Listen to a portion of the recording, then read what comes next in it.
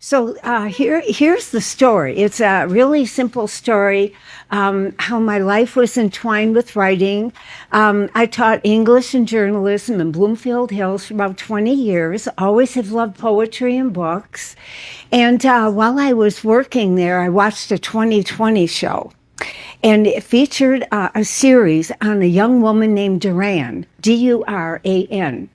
And she had been a teen runaway. And since I taught high school, I was especially interested in her life. Well, as the series on her life progressed, the people at 2020 attempted to help her because she was hooked on prostitution and heroin, and she lived in a refrigerator box turned on its side out in an alley in California. And this young woman wrote poetry, lyrical poetry, which was stunningly beautiful. And I've always loved poetry.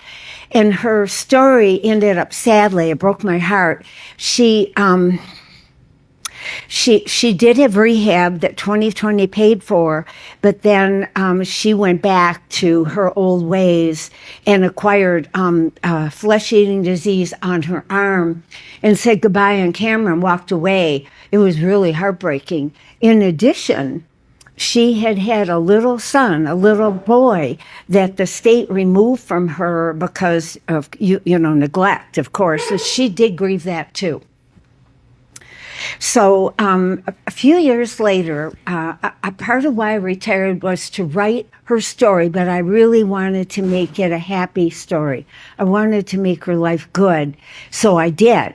But of course, there's all kinds of trouble that she has to battle to become the fine young woman eventually reunited with her son in the story.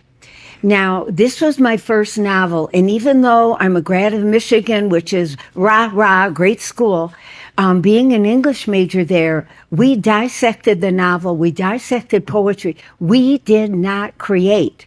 And now there are creative study degrees, which would be the most wonderful thing. So I learned to write my first novel, by myself, trial and error. And I can tell you, I started the book out in California. That's where she lived. And then Jeff and I had retired to Florida, so it was much easier to put her in Florida. It took 4 years, and we self-published, and I'm going to tell you in a minute why.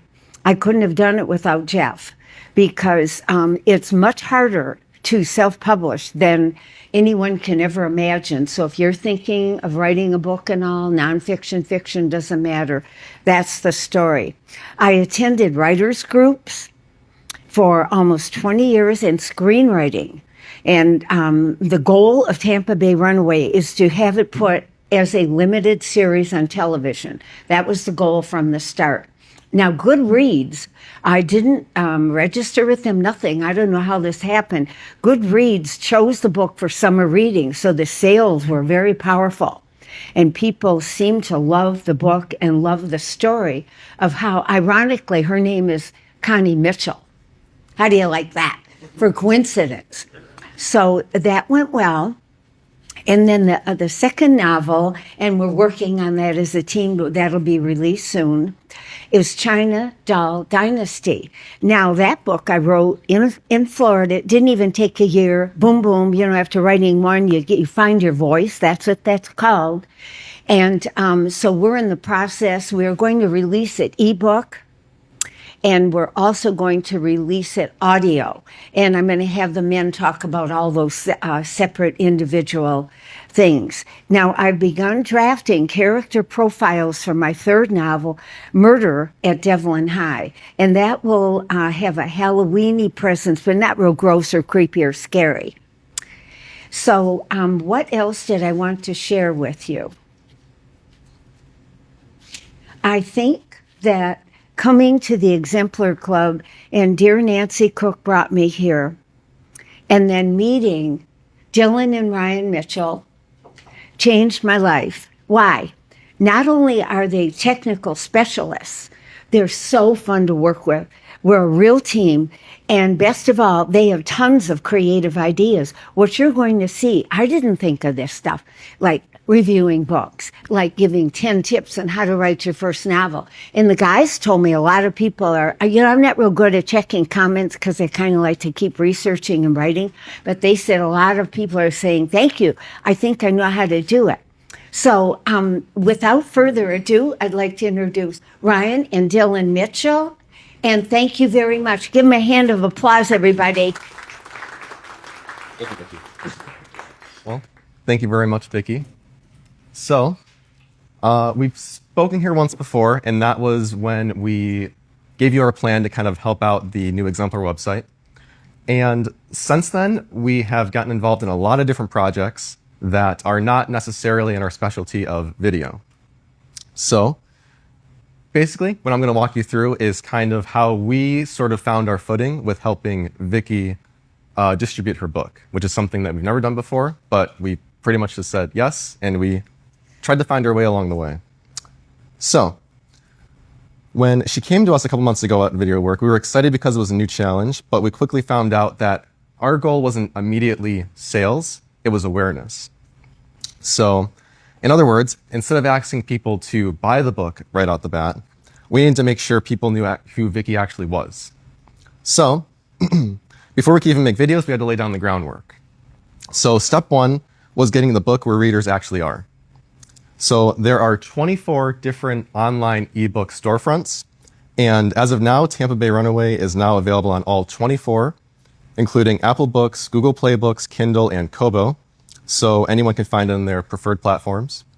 We also realized that even with strong distribution, following through with just paid ads alone isn't quite enough to generate sales, because you need to grow interest organically across platforms like Facebook, Instagram, YouTube, TikTok. So we made sure to establish all those as well.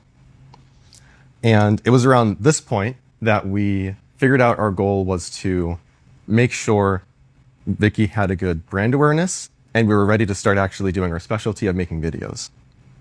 So, since Vicki is a lifelong teacher and she has loads of charisma, we thought it would be a great idea if she could start making a video series about writing tips to start attracting some viewership while also helping some new writers at the same time.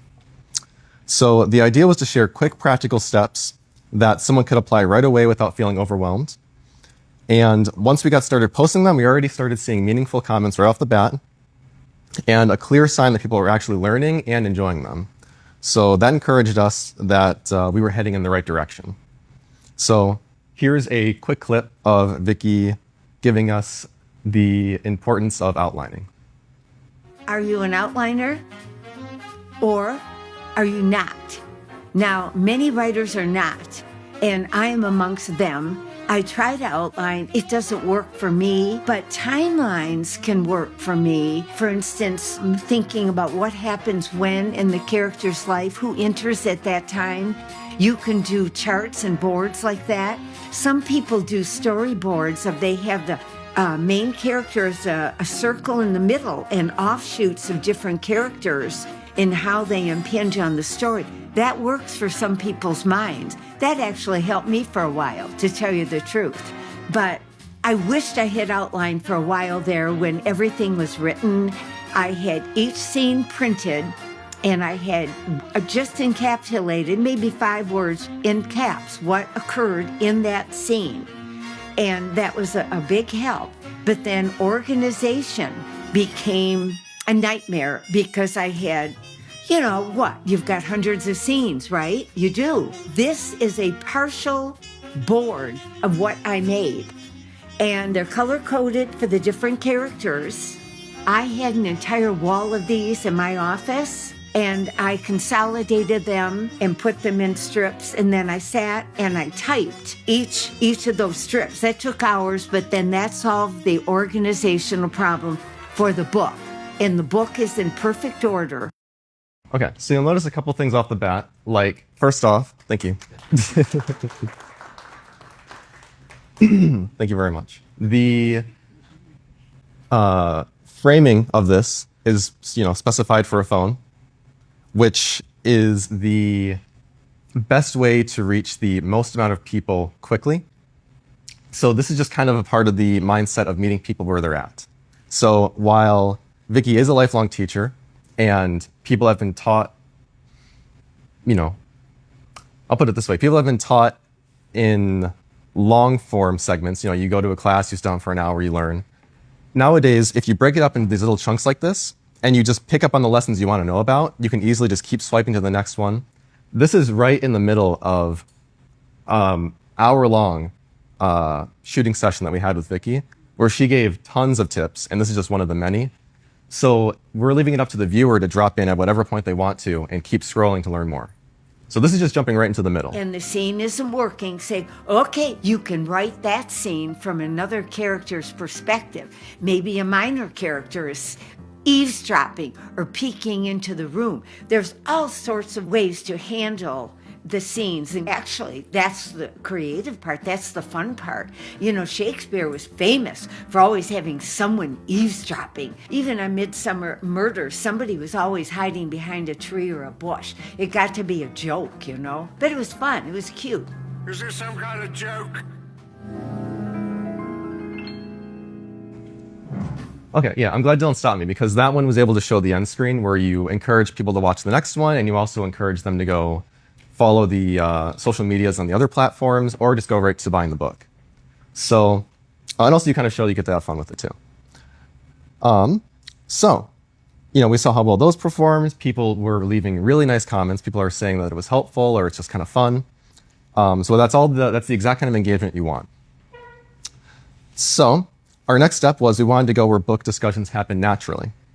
So this led us to start posting about reviews of well-known authors, such as an author called Kristen Hanna, my bad. And that one recently took off pretty well. So it connected with that audience right away and earned her a Facebook reviewer badge, which I know that sounds like, like what am I talking about? But essentially what that allows her to do is it just kind of shows off that she's a trusted member of the community. And we were able to do that on a very popular platform with a particular author who might have a similar audience to who we want. So it was the exact outcome we wanted. So that expanded her reach to thousands of readers who follow these types of books. And since then, every new post about writing or reading has gained more traction, meaning that the platform is now working in her favor. So just want to show off a quick clip from that Kristen Hanna review. Now, Four Winds is historical in nature, as was The Women. Many of Hannah's novels are impeccably, historically accurate. She researches so much. She is an amazing woman. So in Four Winds, you are going to travel with Elsa through the Great Depression and the ghastly Dust Bowl in America. So just a super quick little sample, because those ones are actually longer form. Those ones we felt would do a lot better with the community we were targeting, with Kristen Hanna's viewers. So that's where you have to know whether you need to do one that's like, for a phone, for people scrolling through, or if you need to do one that's a little bit longer form and takes its time and isn't as rapid with the cuts. So that's kind of two different kinds of videos that we've done so far. And we're pretty rapidly approaching on the present here. But just to go back 1 second, from the beginning, we wanted to turn Tampa Bay Runaway into an audiobook so that people could experience it in whatever format fits their lives. We spent a lot of time testing character voices with AI to fit tone and pacing, and it's now finally complete and ready for release across major audio platforms.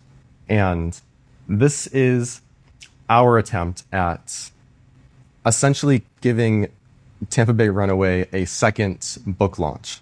So we're hoping that this is going to be a great third step, or I suppose fourth step, in this whole long process. And I'm just going to play a quick little sample, just a few seconds, so you can hear how the AI sounds. Sharon, shocked, but somehow relieved. His proposal of marriage? Ridiculous. He took things too far. Who did he think he was?